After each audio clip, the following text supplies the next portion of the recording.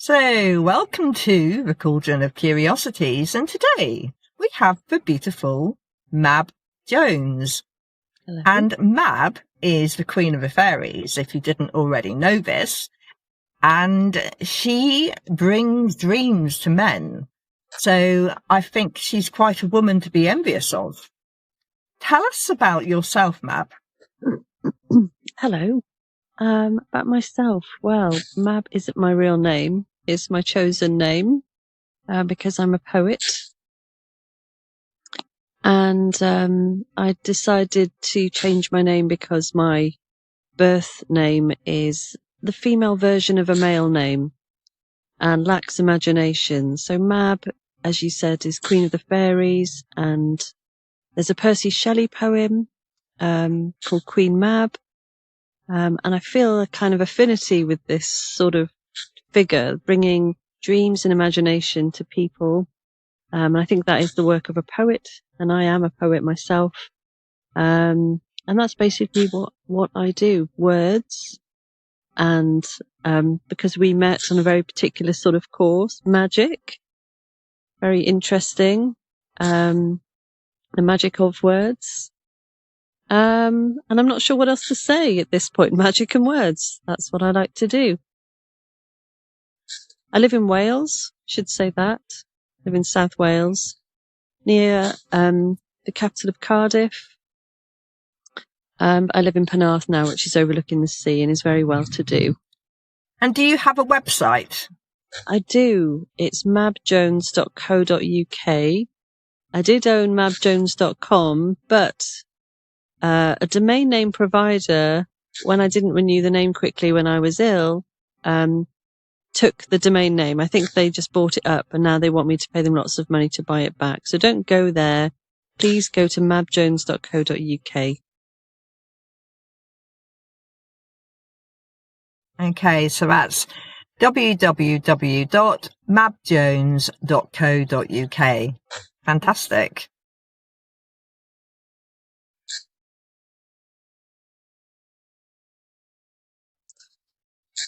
There we go. Is that any better? You're well wrapped up. Yeah, it's a bit chill. I know, it's funny weather for June, isn't it? It is a bit. Yeah, it was quite hot, but it's overcast now. What's it like where you are? It's sunny at the moment, but there's some really big grey clouds, and but they're moving fast. Cool. So tell me something. What made you curious about becoming a poet? Well, actually, I wanted to be a novelist before I became a poet. And before I wanted to be a novelist, I wanted to be an artist as a child. But I stopped wanting to be an artist because when I went to high school, I compared myself with children who were much older than me. And that was a mistake. But I haven't really got any art skills now. So then I thought I'll be a novelist. But I was just so kind of blocked and troubled when I was a younger person. I didn't write anything. I did publish people. I did like small press publishing.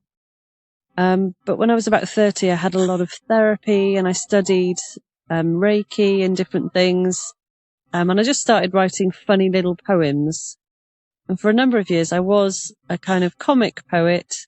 And I did a lot of performances on the comedy circuit and the burlesque circuit and the kind of stand-up poetry circuit.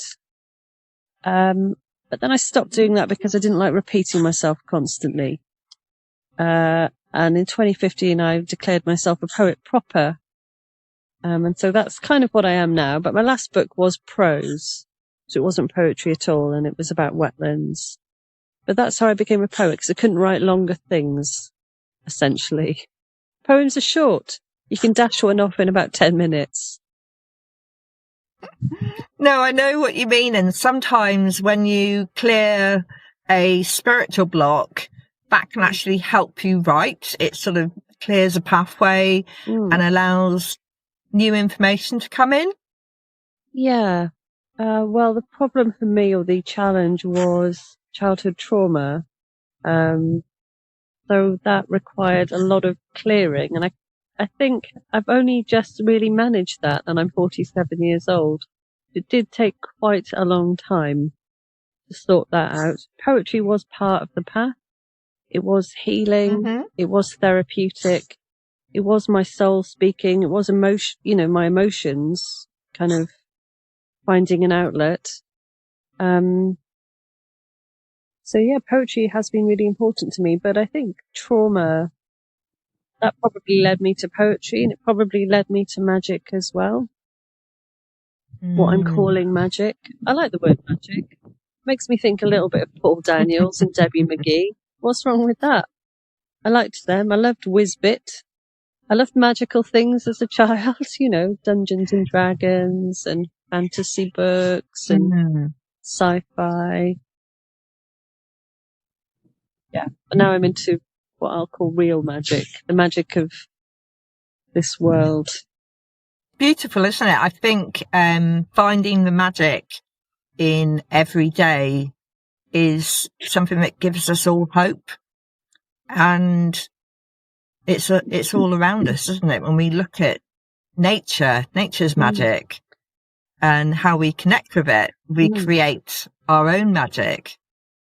Yeah, I think nature is the greatest magic, and it's the greatest poetry. So you can't ever, or I feel like I can't ever write anything that's as beautiful. We can't create anything that's as amazing. I mean, even if you look at like in this garden, we haven't mowed the lawn, and there's over 10 types of grass just from like a few months of not mowing. And now there's all these 10 types of grass in and of itself is amazing when you look at them. And now there's these like little, I don't even know what kind of flowers they are. Maybe they're orchids even. I'm not sure. It is rural enough for that to happen. There are orchids nearby, but it's like miraculous. It's like magic. It's magic. I suppose when you think about it, with the birds, they bring a whole variety of seeds that they spread around the countryside, and you can have, poppies popping up in your garden, and you think, well, how did that flower get there? And we've only got to think about birds moving around, eating berries. So the hawthorn tree that's in the really odd place arrived by a bird. And as a result of it taking its food, and they're all part of the process. And when we look at the beauty of nature and how everything works together, and then we've got humans who are stirring up the mix and getting in the way of nature doing its job, sadly. And but we're lucky that we have the connection to be able to make sense of it and live and enjoy those moments. But I often notice when I'm out walking is how much animals can just get on and have fun. They don't need to be told. They do it. They enjoy themselves. You watch the corvids when they're swooping, or look at seagulls. They're enjoying, putting their wings out and going, yoo!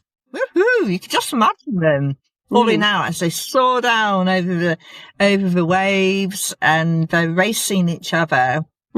And wow, they really do need, they really do know how to have fun. And recently people have been posting pictures of deer playing with other animals in the woods, and they're really funny. And you're thinking, you're just playing chase. And when was the last time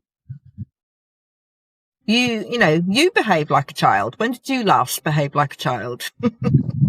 Oh, you asking me literally? Me? Yeah. I probably do a little bit of that every day because I am a child. I mean, it's really private. I don't do it outdoors. I would like to. I was at this event for the solstice on Saturday night, and we were looking at children playing in this little park with swings and slides. And I asked someone, like, where's the playground for us? Which I've often wondered, like, where are the playgrounds for adults? You get those sort of outdoor gyms, which are really serious and boring. But like, after the age of 15 or whatever, you're not allowed to go on a swing. You're not allowed to go on a slide. Why not? And the person I said this to said they often felt the same. And why do we have to stop playing at a certain age?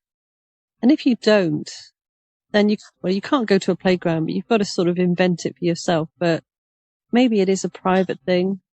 So with my partner, I'm an absolute dick, and he knows this. But I wouldn't like to do that out of doors, because people would stare. It would be embarrassing. They'd think negatively of me. But I'm often like in the house rolling around, doing childish shenanigans. It's fun. Do you do that? I do it outdoors, because I don't care. Well, half the time, well, I realised quite a while ago, people aren't looking at you. They might be looking at you, but I know they don't. I seem to blend into the background quite well. And it's like when you've got the wind is blowing in a certain way, and you run down and you open your arms up like you've got wings that you might take off. Or you dance because the way that the ground feels, and there's certain land where it feels really springy, and you're like, "Woo, this is cool," and you have a little bounce around on it. And I gave up that sort of concern that people would think, because I think, well, I'm not going to ever hear what they think about me, so there's no point worrying about it, because they're not going to come up to me and go, "Oh, what sort of weird person are you?" It doesn't seem to happen. And the dog, it's like when the dog's playing, and you can sort of join in with them and have a little skit around. Yeah, that's nice. Yeah. We've got like a shared garden. I enjoy it. I suppose it's... Sorry? Oh, we've got a shared garden here. So it's like a flat, and there's a flat above and there's a flat to the side, and they might look out and see me, prancing or dancing. Or I do yoga in the garden sometimes, but even then I sort of look up like, oh, are they watching? It's a town, People watching. Curtain twitches. But they won't say anything, will they? They're unlikely to step past the looking out their window, possibly noticing what you're doing, but then they get distracted by something in the house, like the kettle's clicked, so they're going to go and make themselves a cup of tea, or whatever they're watching on TV. And then people who watch a lot of TV are distracted all the time by the television, and that tends to override many things they were thinking about. So they may make a connection and go, "That weird girl next door is pretending he's a butterfly in the garden," but it goes away again, because they're just like, ping, it's gone. TV's really good at wiping your mind. Oh yeah. So they see the girl pretending to be a butterfly, and then they're watching Bargain Hunt. I see. But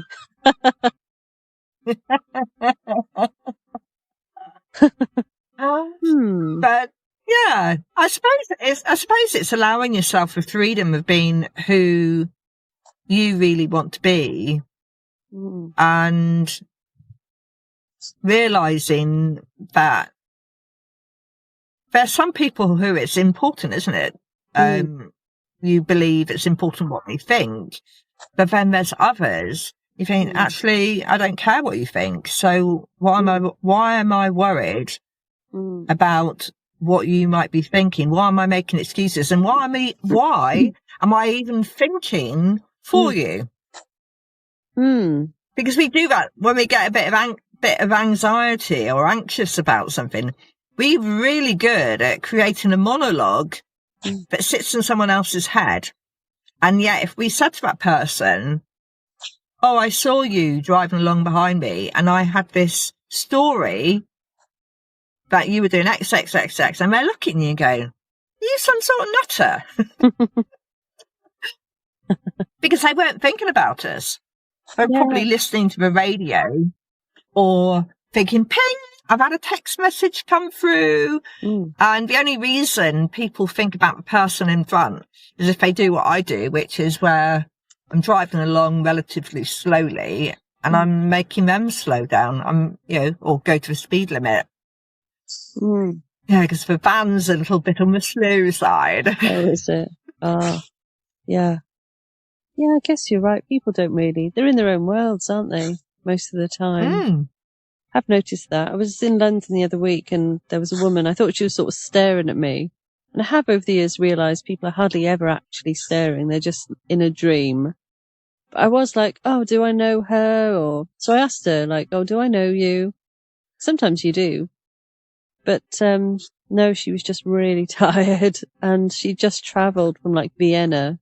So then we talked about Vienna and places to go in London. It was quite nice. I think I was her first sort of interaction in London, even though I'm from Wales. But it was nice. But yeah, people are in their own little bubbles, aren't they, most of the time? I think I've just found it... You don't always know. No. Yeah. I think because I wasn't ever open about, like, magic, I found it maybe... I have come a long way in a year and a half. I mean, a year and a half ago, I was still all, magical things. I kept them very private. I never spoke about them. People didn't know that about me at all. But a year and a half ago, I was really, like, quite seriously ill. And I knew I had to change things. And what I had kept inside, I had to make outward. Because I wasn't being authentic as a person. So, yeah, a year and a half ago, I had meningitis. I was in the hospital. And I just kept picking up lots of illnesses. And, yeah, I had to accept I'm magical. The world is magical. And I can be magical. And who cares if people stare? Did you create a floral crown on Saturday? I didn't know. I have got one. I should have put it on. I wore it for my birthday last year. No, we did it was like a well-being event, but they did do magical things in it. So they did do things on paper. We were by the sea. So we wrote things we wanted to let go of, and then we wrote things we wanted to bring in, and we put things in the fire. And it was like the 5 elements kind of thing. So with lovely young people. Because they're so open to these things, aren't they, it seems? They are, yeah. No, I know what you mean. It's beautiful when you go with groups and they're really supportive of what you're doing. And it's like some circles you really hear what people are saying and some of their experiences. But I have noticed that recently people who are coming forward to women's groups, especially, there's a lot of people saying they don't have any friends. Oh, really? And they don't have friends who understand the path that they're on. And so they end up coming with a lot of vulnerability to groups, and you wonder what came first. So is it their choice of following a spiritual or a magical pathway? That means their friends who have different points of view, who have got different priorities, fall by the wayside. Or were they always a little bit on their solo path because they hadn't found the right people yet? Maybe a bit of both. Not sure. because it's not a social club, is it? It's your soul. It's soul work. And yeah, I mean, we're not encouraged in this culture to really be our souls. We're encouraged to be a machine and to fit in and to be a cog and to produce things, you know, and I'm from the working class. So, you know, I've always felt it's, you know, we're kind of made to be feeders and breeders.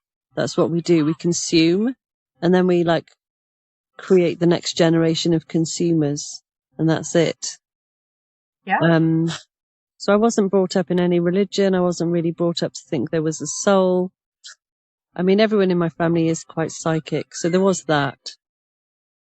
There was that sort of unknown element, paranormal, but they weren't moral people. They weren't particularly moral.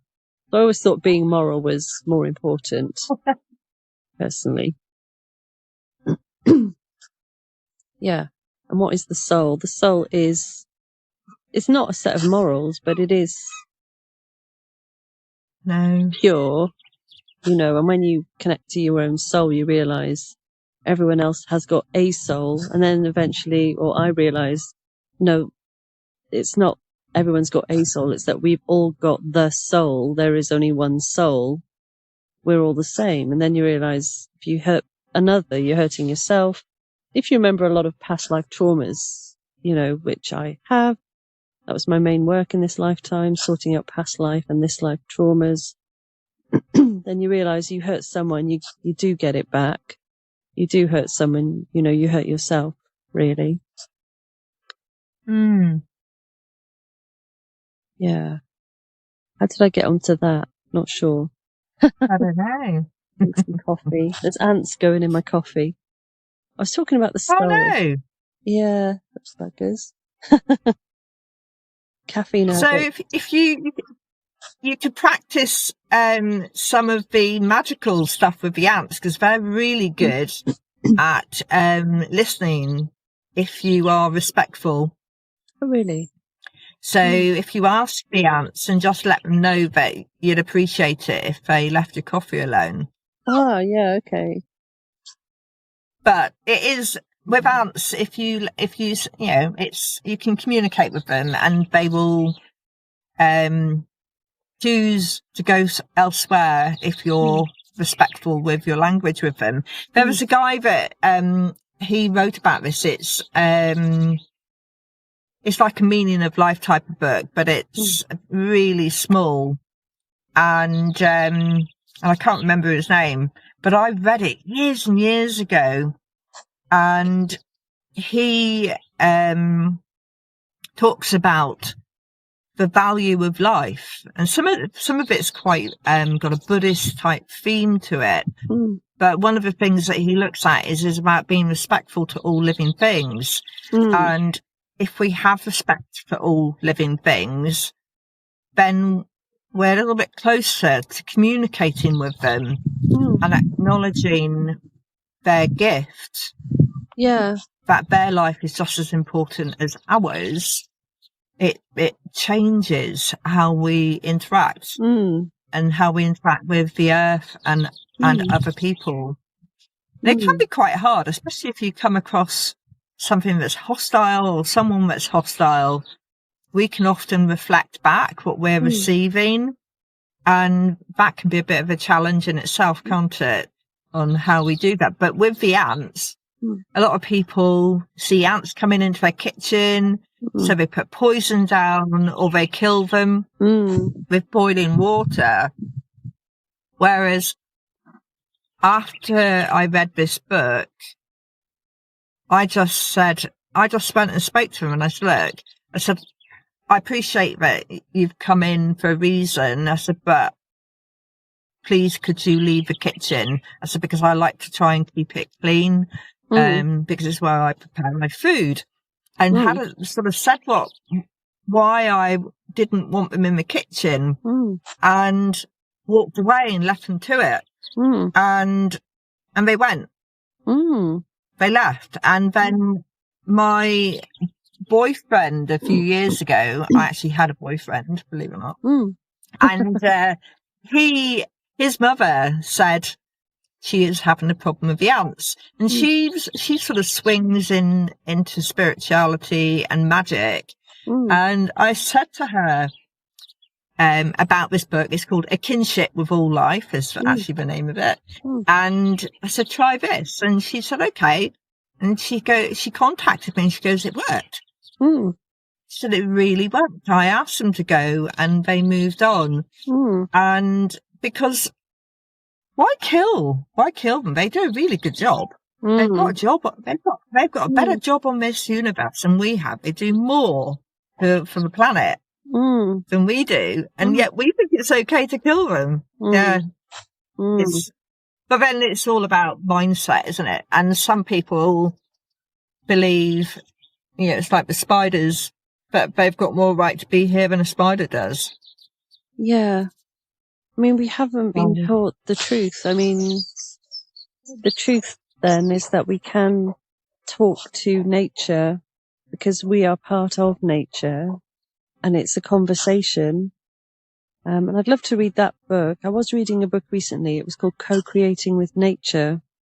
And it was about our relationship with nature. And yeah, it was sort of similar in some ways. But we're not taught that. We're not taught some very basic things, and then if you talk about those things, people might, again, going back to what people might think you're mad. And they wouldn't even give it a go, would they? They do. Oh, I know, because there's an episode in the book. He does it in little chapters, and it's only a small book. But he talks about his experience where he made friends with a fly. And at the time, I was like, why would you do that? Why would you make friends with this fly? But within this fly's short life, he built a connection with it. And it's beautiful, the story around his connection with this fly. And I remember at the time, I thought, I'm going to give this a go. I'm going to use his ideas and his tips and see if I can communicate with the fly that's, in the house. And my kids they were wetting themselves. So they're like, what is it with you, mother? They're like, because I think about it at the time, I was a major in the British Army and I'm spending my spare time talking to flies and, about and playing with them and getting them to do things in the house by trying to, I suppose what I was doing was using my psychic abilities to see if it would respond to me. And I know regarding that ability of using our mind, there's so much research being done at the moment around our ability to use the mind to even use for telekinesis. Plymouth University is doing research on it at the moment. Where you can actually move physically, change the location of something. And you think, but I think part of the problem with that is we get in our own way. Because we don't think it can happen, we stop it from happening. And it's like time. If you want to get somewhere in a set amount of time, you can, on certain occasions, pull yourself out of that system that's going on in the general world and get there in half the time. And, and then you'll think to yourself, how did I do that? I could not give you a textbook answer on how, but I've done it on a couple of occasions where I've let go and all I've thought about is I would really like to be at that place early. Yeah. But I know it's not. I know systematically, thank you, Bumblebee, it's going to be difficult because SatNav says it's going to take 40 minutes. I've given myself 30 minutes and then you do it in 20. So it's, and that's when you go, right, so where are you, how is that moving? But it's allowing it to happen, letting go of control. And I think that's quite important, isn't it? Yeah. I had I studied Reiki with 2 different teachers a long time ago. I have studied a lot of things since then, but the first Reiki teacher was like, "Oh, I'd only give you information when you asked the question." So it was like, when the student is ready. But the second Reiki teacher was like the opposite and gave all the information, and it was like maybe too much at the time. But I remember him talking about time and how we could be free of time, and kind of what you're saying there. We could do things, in terms of time quickly, because we could be free of time. And found that very interesting. I haven't experienced it much myself, but I think it is possible to be free of time. But I haven't, I'm not there yet. But yeah, I might be one day. I think I will be. I'm just going to say it. I think it's possible, and I think I'll get there. And then I'll realize it was the truth, because I'm interested in the truth above all things. We've been told so much bullshit. It's lying by omission. We've been told things are fringe or alternative or crazy or, I'm not going to get burned as a witch in this lifetime, but a lot of the things they've told us are witchcraft or whatever term they put on it. They're actually the truth. Yeah. I mean, my partner sent me this kind of news article today, and it was about a woman who, her daughter, the mother was told the daughter not to have treatment for cancer, and then the daughter died. And, it's very black and white in its thinking. I mean, my partner is very black and white in their approach to these things. So it's not saying it's a battle, one thing or the other. If everything is magic, that even means, all the man-made medicines are magic. And how amazing is that? How amazing is science? But sometimes, science says everything that it doesn't know, that it hasn't proved or put a stamp on, is bullshit. And that's like really closed-minded. And how can, for example, like with herbal medicine, herbs are natural.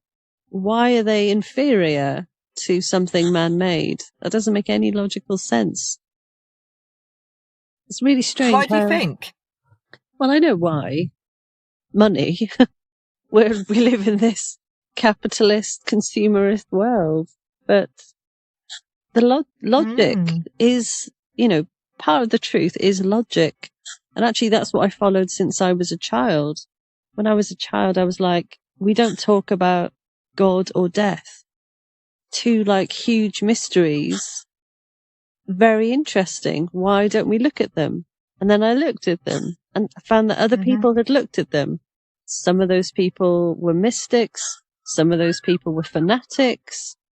Some of those people were, I don't know, just normal people who'd had amazing experiences that they couldn't explain. But there was something in it. And what I dislike about people who think they're scientific is that they just close off what's unexplained or what they can't pigeonhole, and they just put it in this sort of giant planet-sized rubbish bin labeled bullshit. It's not logical. Not logical. So yeah, I'll read the article about my partner sent me about the woman whose daughter died.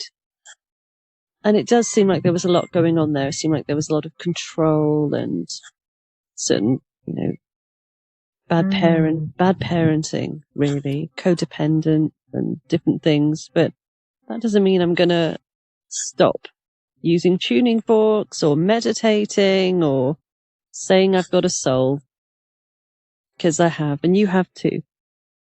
I'm talking to my partner. He just cycled off to go and do some tree volunteering. He is a good person, but Yeah. He wouldn't try and talk to the trees. That's a mistake. Yeah. I suppose that's the thing, isn't it? Is why is it okay to just go up to a tree without introducing yourself? Mm. It's a living being. So why do we say hello to a human and we might shake hands, or we might say, hi, my name is, you might do that, or you might just go, hi, how are you today? Is it okay if I step into your space? But we often, because we've not been encouraged to do that with trees and to be respectful of them, it means it's not part of our routine.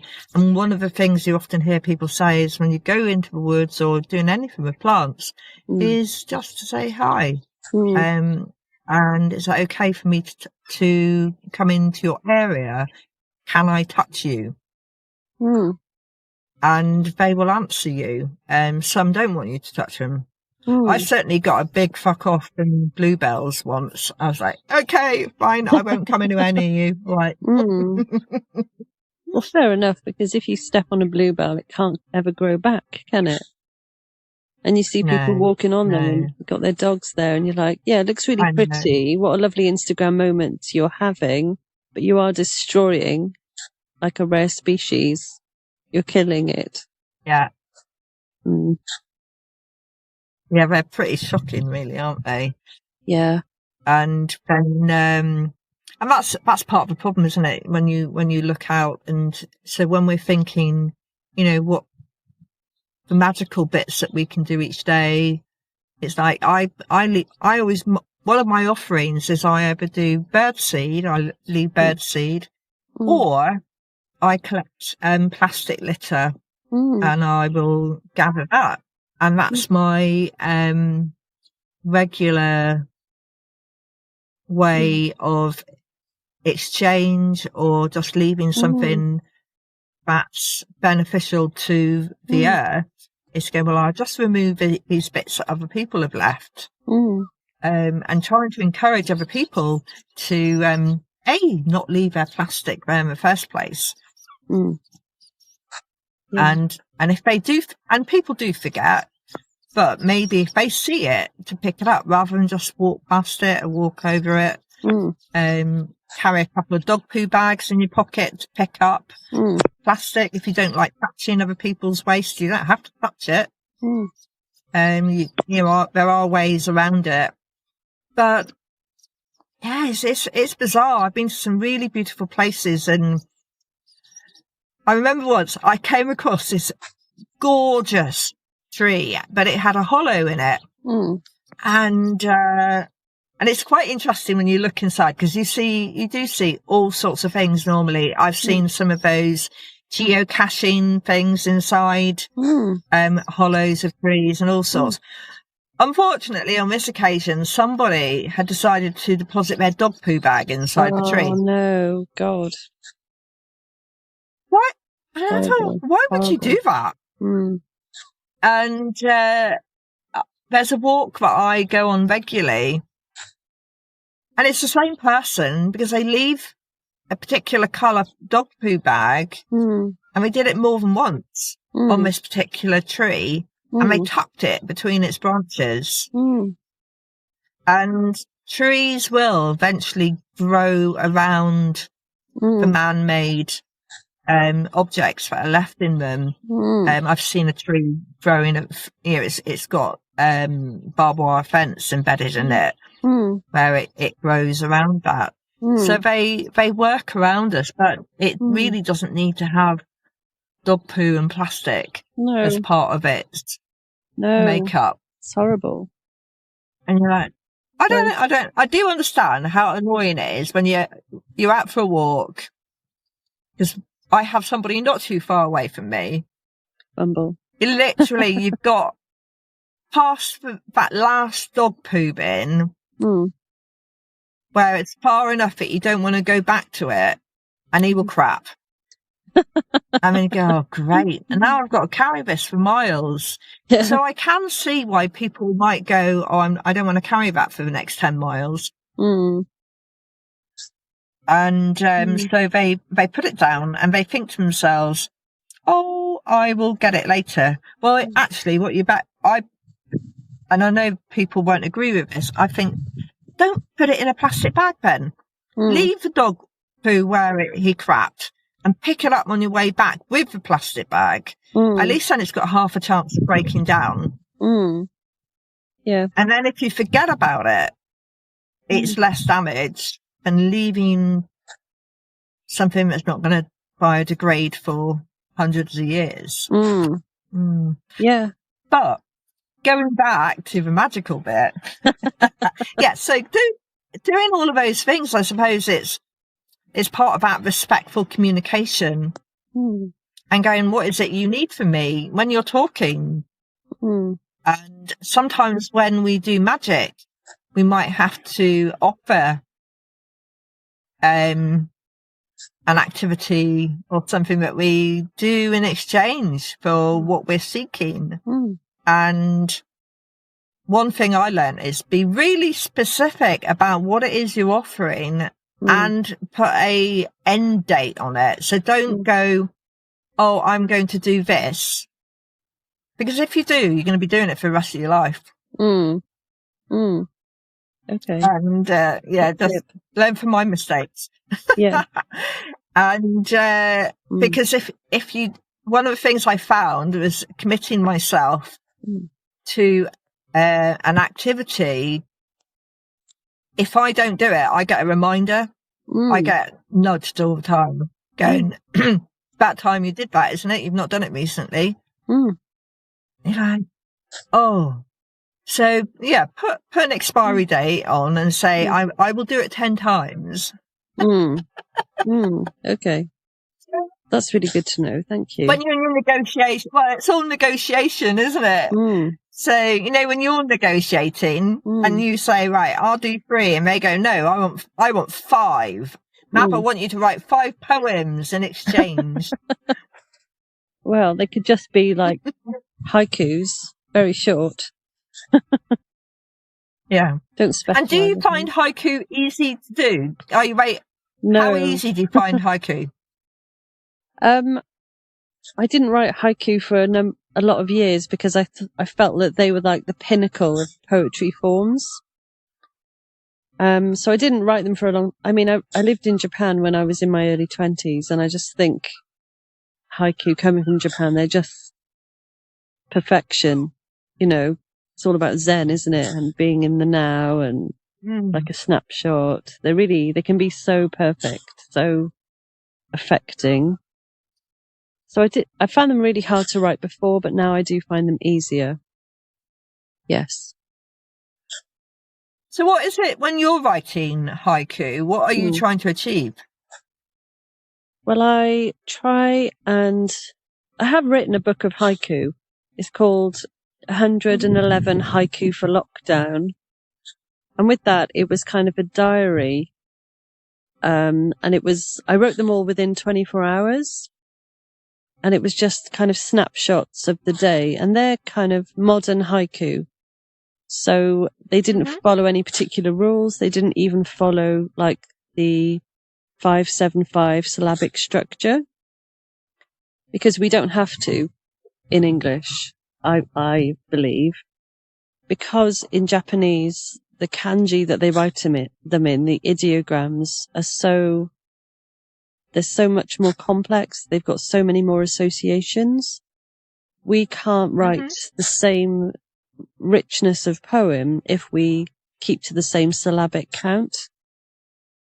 So Jack Kerouac and other writers, they didn't do, 5-7-5 for that reason. So that book that I wrote was just like modern haiku, and it didn't have any rules. So you could argue they're not even haiku. I felt that they were. So they were like a snapshot, and that's one of the rules. But I tend towards the other rules of haiku when I write them now. So I don't keep to the 5-7-5 count.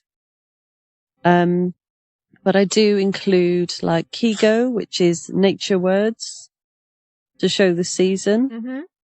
And I do tend to have it in 2 parts. So there's one image and then there's another image. So the images juxtapose. And I do tend to have themes of, life and death, because they're the major themes of haiku, being primarily nature poetry. Mm-hmm. It's all about seasonality. So I tend to do that. Do you write haiku? I have done in the past. I can't remember when I did it. I was doing it. It would have been before 2024, because I was still living in a house. And I think I was putting them on Facebook or Instagram. Actually, it was probably Instagram. So I was chucking them up on Instagram and having a play because it seemed to be a thing, that I was going, oh, let's do this. I have these bright ideas and I rumble through them, have a play for a while. And then something else catch my eye and I whiz off down that rabbit. Isn't it? So, when you're negotiating and you say, right, I'll do 3, and they go, no, I want 5. Mab, I want you to write 5 poems in exchange. Well, they could just be like haikus, very short. Yeah. Don't specify. And do you find haiku easy to do? No. How easy do you find haiku? I didn't write haiku for a lot of years because I felt that they were like the pinnacle of poetry forms. So I didn't write them for a long. I mean, I lived in Japan when I was in my early 20s, and I just think haiku coming from Japan, they're just perfection. It's all about Zen, isn't it? And being in the now and like a snapshot. They can be so perfect, so affecting. So I found them really hard to write before, but now I do find them easier. Yes. So what is it when you're writing haiku? What are you trying to achieve? Well, I have written a book of haiku. It's called 111 Haiku for Lockdown. And with that, it was kind of a diary. And I wrote them all within 24 hours. And it was just kind of snapshots of the day. And they're kind of modern haiku. So they didn't follow any particular rules. They didn't even follow like the 5-7-5 syllabic structure. Because we don't have to in English, I believe. Because in Japanese, the kanji that they write them in, the ideograms, they're so much more complex. They've got so many more associations. We can't write the same richness of poem if we keep to the same syllabic count. So Jack Kerouac and other writers, they didn't do, 5-7-5 for that reason. So that book that I wrote was just like modern haiku, and it didn't have any rules. So you could argue they're not even haiku. I felt that they were. So they were like a snapshot, and that's one of the rules. But I tend towards the other rules of haiku when I write them now. So I don't keep to the 5-7-5 count. But I do include like Kigo, which is nature words to show the season. And I do tend to have it in 2 parts. So there's one image and then there's another image. So the images juxtapose. And I do tend to have themes of, life and death, because they're the major themes of haiku, being primarily nature poetry. It's all about seasonality. So I tend to do that. Do you write haiku? I have done in the past. I can't remember when I did it. I was doing it. It would have been before 2024, because I was still living in a house. And I think I was putting them on Facebook or Instagram. Actually, it was probably Instagram. So I was chucking them up on Instagram and having a play because it seemed to be a thing, that I was going, oh, let's do this. I have these bright ideas and I rumble through them, have a play for a while. And then something else catch my eye and I whiz off down that rabbit hole. But I did a book of poetry and it was bizarre because I actually had like a download of 21 poems at the same time. Literally they rolled out. Yeah. I do not know. It was bizarre. So I just wrote them all down but that was when I did the book, Julia Cameron's book, The Artist's Way. Yeah. It's about accessing your creativity. And as a result of that book, that made me write poetry, which I was quite surprised.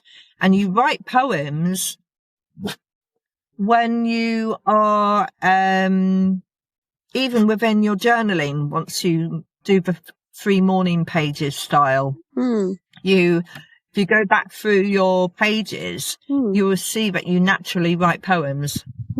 That's nice. And there will be elements, and maybe that's something that links to what you were saying about the haiku, because sometimes it's about a snapshot and it drives a narrative that is poetic and stands out from the narrative of the daily things that you're recording. And you're going, because it's really obvious, but at the time you don't notice it. And that's what I found was quite bizarre.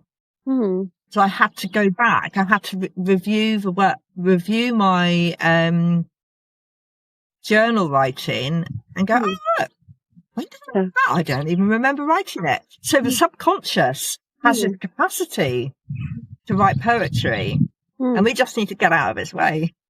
I think so. I mean, there's lots of different definitions of what poetry is, but I often do think it's the soul speaking. It's my definition. So got to let go of the control again. That's what you're saying. We do, yeah, 100%. And because life is so much more content if you can flow, and rather than going, this has definitely got to happen, and I'm going to make it happen, that just increases stress, doesn't it? Yeah. And we end up fighting ourselves because if something gets in the way, then we've got to deal with it. We've got to get on with that and maybe not worry so much. And I think it allows you to, if you're in flow, you'll pick up other stuff. You'll pick up other information because your relaxed state allows you to see, your observation picks up and you become more in connection with everything that's going on around you. I think a lot of people don't know how to let go or how to begin. And I didn't when I was a young person. Like, I read a lot, but I couldn't see myself. And I didn't know how to become what I thought I could become. You know, when I saw the future, I saw my own potential. I was probably a bit scared of it as well. Like, how could I get from that to that? I didn't know.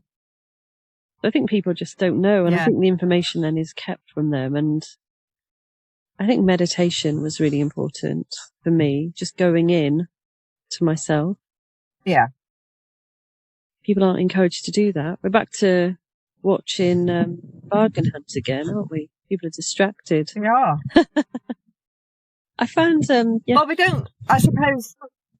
Yeah, go on. No, I was going to say, you're right. We are back to that, distractions and what is put in our way and made easy for us, which is why we all have broadband now. Yeah, we do. I found yesterday, I found the tuning forks to be really magical. I was such a Puritan when I was younger. I didn't have anything, no outward show of my spiritual interest, which was the biggest thing in my life. I didn't talk about it. I had all my books, but they were, again, private. I didn't share them. I did meditate. I didn't tell people that. It was I didn't belong to any groups, really. I would sometimes go to groups. I didn't belong to them. But when I discovered tuning forks 1 year ago, they were like actual magic wands. And I found yesterday that the 528 hertz, which is one of the solfeggio frequencies, as you know, it was like melting. It felt like in my stomach, it was just melting the tension away.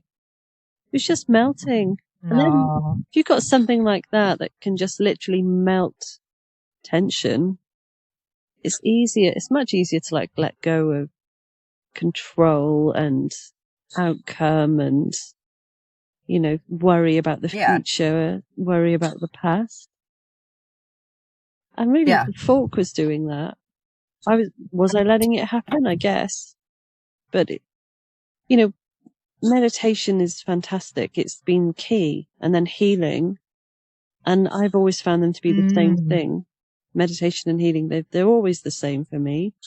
I don't see them as different. But then to have instruments, magical instruments, has been a revelation this past year. Yeah. It's amazing. I think as you say, the tuning forks have huge capacity to change how we are and how we link. And even if all they do for a person is help them relax and have a moment of stillness, then that's a blessing, isn't it? It's a huge blessing, I think. Because stillness is, again, key. And we're not taught that is important. We're always taught to be moving, So we're kind of trapped in time. We're trapped with all these distractions. We're trapped with thoughts of, worries, I guess. Especially, what we're going to appear like and how we seem. And I'm not quite free of all those at the minute, but hopefully I think mentally, we often believe that if we're not busy, if we're not productive, then we're seen as being lazy. And you said this quite early on. It's about we're programmed to be achievers. We're meant to be producing something. So it's children and, so is our role in society about constantly serving and producing. And how do we work that? And which part of it is something that we really do have to do, as in serving others and helping them become aware. And even if it's a case of you talking about learning to become still and how you do it, one person might hear you and you've changed their life. Therefore, it's important to speak. We can, yeah. So I think it's a bit of a dichotomy, isn't it? Because I think sometimes it feels like our sole purpose is very productive, but I feel part of my sole purpose is productive, but it doesn't bring me any money. It's not a capitalist activity. And because sharing knowledge should be free, sharing information and encouraging people to reconsider and maybe go, I didn't know that. Maybe I will go and read that book. Maybe I will go back and look at it again. Maybe I won't be so worried about that. Somebody else thought that thing. So there's a fiction book, which is called The Accidental Medium. And I really enjoyed it. It was a fun book. It was, a fictional book, but she is actually, it says that it reflects her lifestyle to some extent of her psychic abilities and how she really didn't want to connect with the spiritual side. So it was very eye-opening from that point, but she talked about how she did her protective bubble and and she was the first person, and to see it written in print, it was exactly how I did mine, which was, I always used to have this visualization that I would be like a ready brek man, and it would be the ready brek glow was my protective mechanism of how I would ping it on, because I was able to create that image in my head. And she said this in the book, and I thought, I can't believe somebody else does it the same way as me. And it was just such a marvelous feeling to think I wasn't the only person that did it that way. Yeah. Maybe you could ask people to write in if they do the ready brek style of personal protection, or encourage people to look up the YouTube video of the old advert and give it a go. It's quite fun. Yeah. Because it's quite an easy way. If you grew up with that image, you have that sense of it. And it'd be interesting to know what people are thinking when they hear us saying that. So what is it they do? Do they have a advert image that helps them put into place, like the Michelin Man or something like that? What is it they do for their protection, and what does it look like? I've learned a lot about protections over the years. Some I read, but a lot of them I just sort of intuited or worked out, or you could say remembered from maybe a past life. So I'll probably write a book on that at some point, because there's so many now. I do still use them. I tried not using them, and then I just got sort of attacked by things a bit more. That was recent, but my aura's not quite what I need it to be. I'm working on it. It's getting stronger and stronger. Because, don't know. I had a lot to do in this life. All the past life traumas. That was sort of the main focus at the start. Until recently. I mean, it was only this year that I realised, February, I think. I've done all the traumas, like all the past life deaths, terrible deaths. Done. Cleared them. Took a while. And now I'm just sort of doing karmic clear up and some accidents from past lives. So not traumas exactly, not like big traumas like being buried alive or crucified or having your throat cut, all of the things that I remember. And remembered from childhood. The first one is one I remembered as a child. My brother remembered it too, because he's the one who murdered me. In fact, all my family in this life have murdered me in a past life. Not that I'm blame-free. Oh, I have done some bad things, some of the lives, and they were the more difficult ones to deal with, actually. But, I've kind of done it now.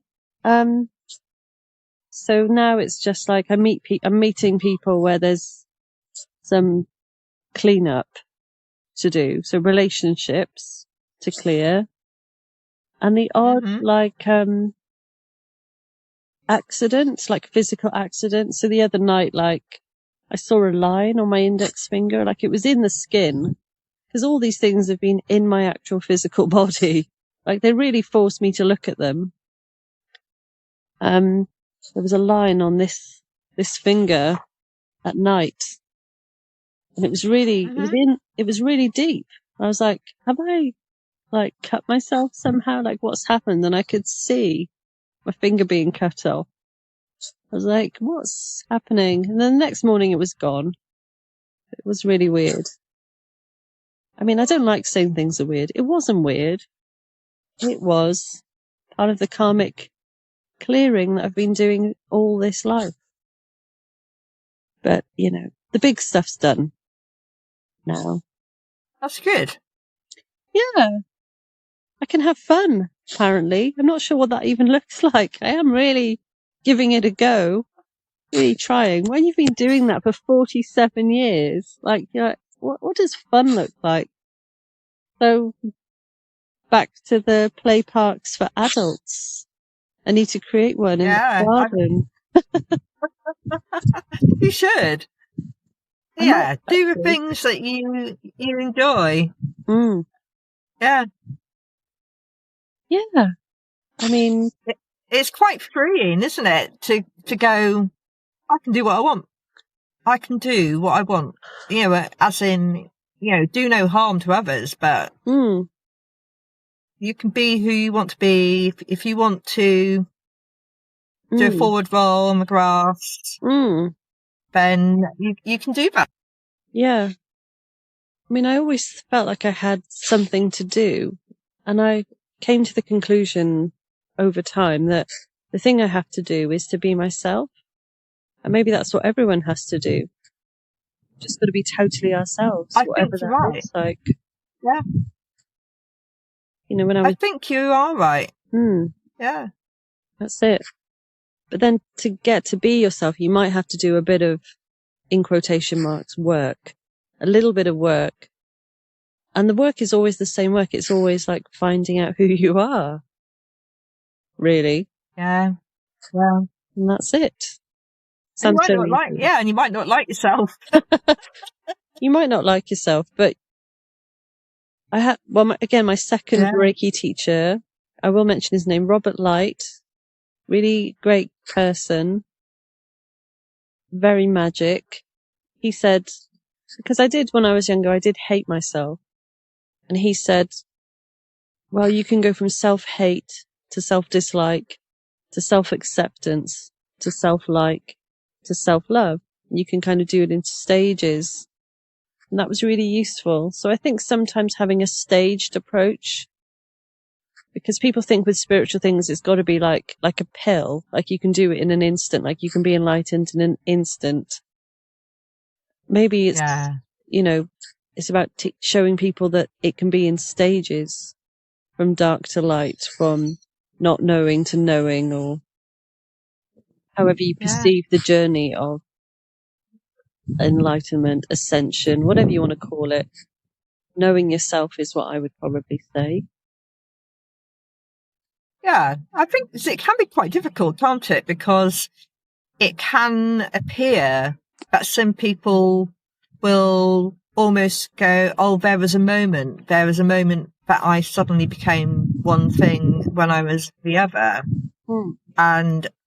But is that the truth? Is that real? Or have they spent decades ploughing through activities and being offered opportunities and maybe not taking them at the right time? Because sometimes we get offered opportunities and, you know, when there's something comes up and you have a part of you that goes, oh, I'm going to do that.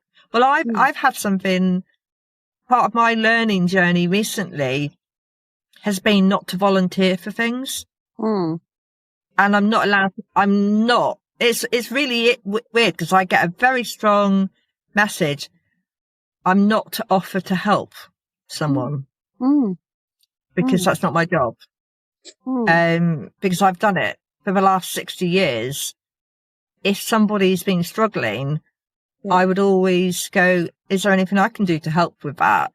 And then I realized that part of my being the helper, wanting to help, was I wasn't really being authentic to who I wanted to be, and because I was being a servant.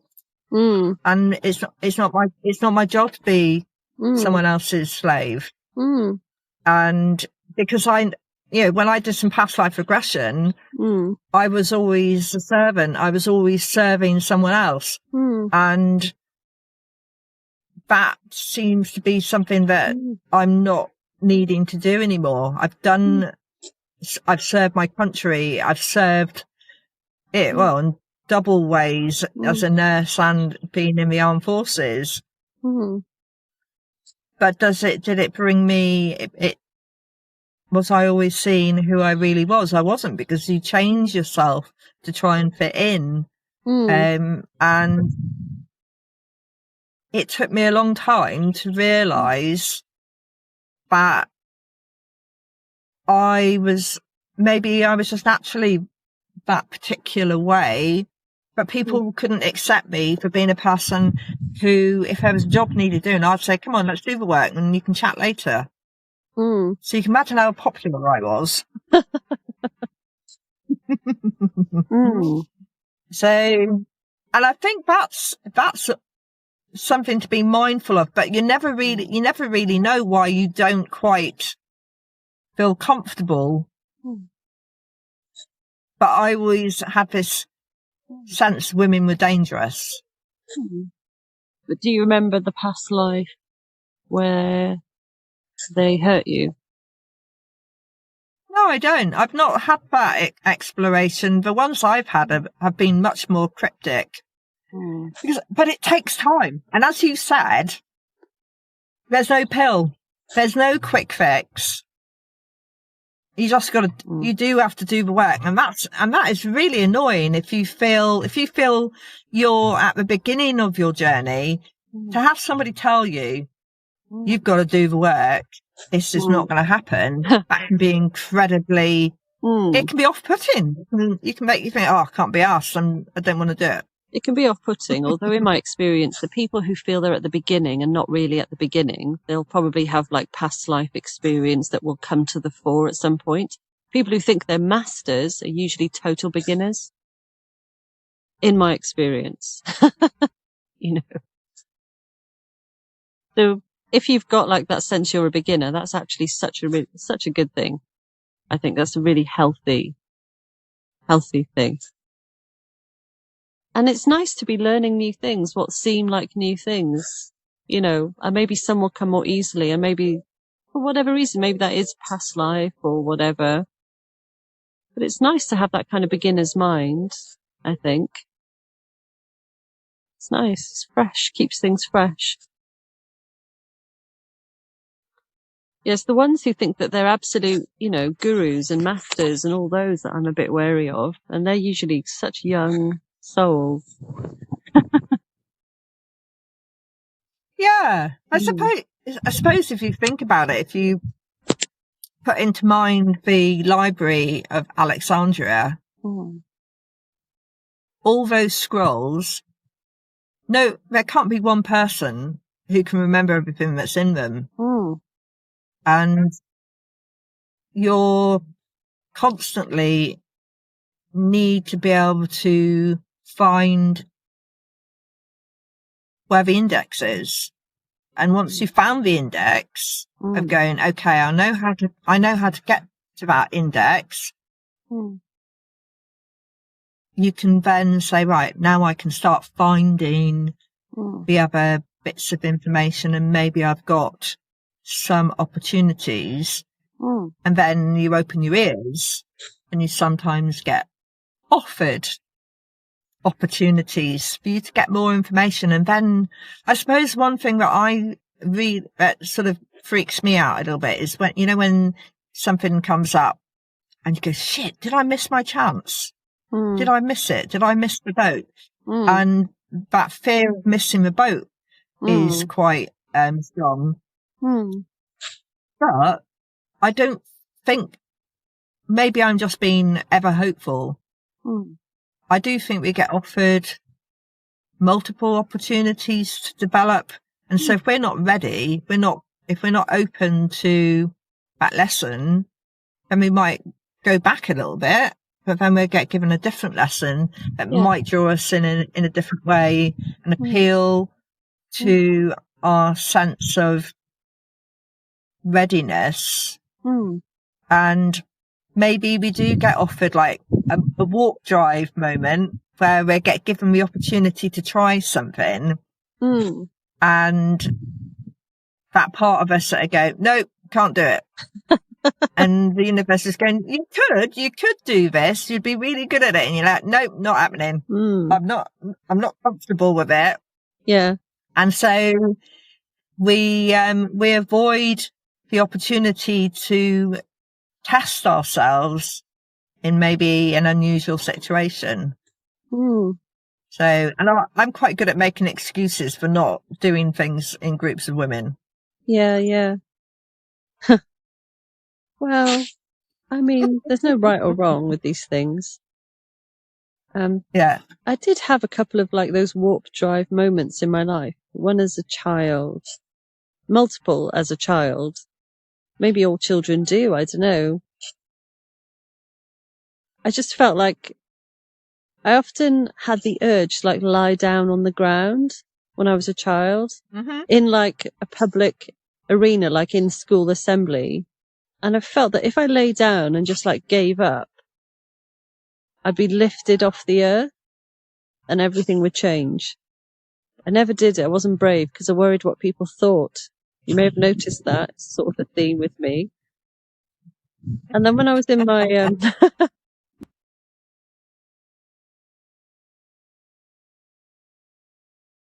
You'll enjoy it. You will. Yeah. Just, yes, it's funny. It's like even when you play with the sun and the way the sun interacts with you, that's personal between you and the sun, and how you do that. Remember when, I don't know if you did it when you were a child, when you used to make shadow puppets. And you can do that when the sun's really strong, and we can play and make those silly things. It might seem silly, but we're playing with the sun. We're having to play with it. We're playing with the thing that's creating the light.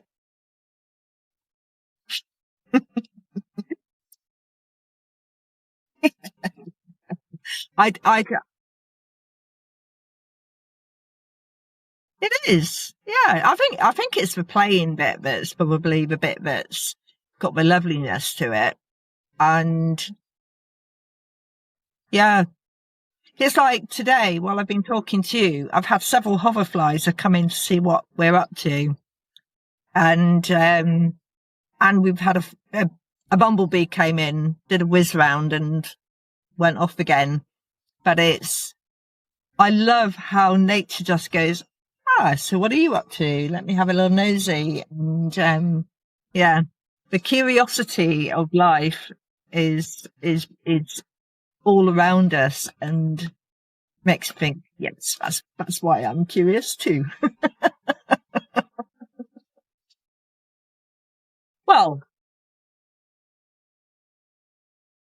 yeah. So thank you very much. Thank you very much for coming along today. And, I appreciate you sitting in the garden with your blanket on. Of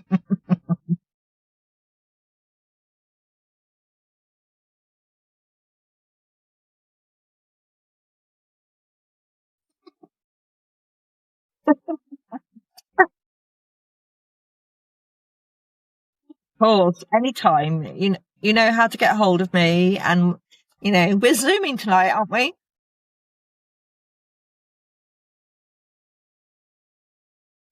I wasn't quite sure. I thought we were zooming later.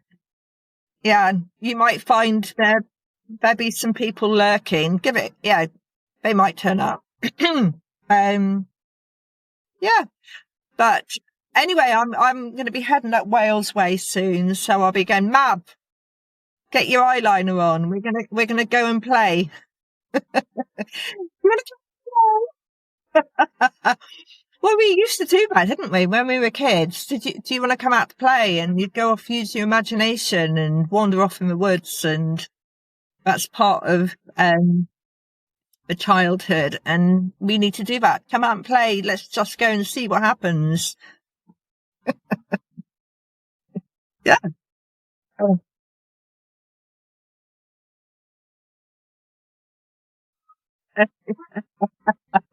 Yeah. Although your partner will probably go, there's some scruffy vans just turned up in the street.